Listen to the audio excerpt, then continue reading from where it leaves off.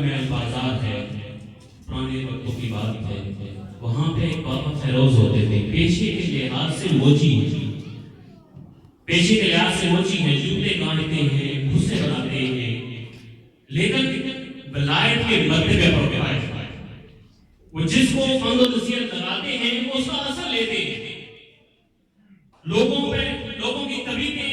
بدل جاتی ہیں، لوگوں کے دل کے احوال بدل جاتے ہیں، ان سے میں گفتگو، ان کے ساتھ بیٹھ کر ان کی نشست، لوگوں کے احوال بدل جاتے ہیں۔ تو کسی نے پوچھا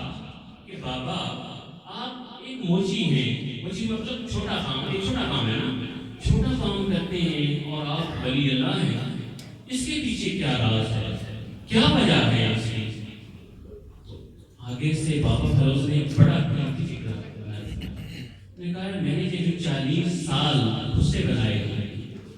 یہ جو میں نے جوتوں کو گرے لگائی ہیں، یہ میں نے صرف جوتوں کو گرے تو نہیں لگائی، میں نے تو اس کے مخلوق کی سیوا کی ہے، میں نے تو یہ سمجھا ہے کہ یہ میرے رب کی مخلوق ہے، میں نے ان کی خدمت کی ہے، میری نیت کی خدمت کی تھی، صرف جوتے گاڑنا نہیں تھا، پیسے کمانا نہیں تھا، میں نے یہ سوچ کر، یہ سمجھ کر کہ یہ میرے رب کی مخلوق ہے، میں ان کے لیے جوتیاں تیار کرتا، بس اس روح سے نیت کے بدلے میں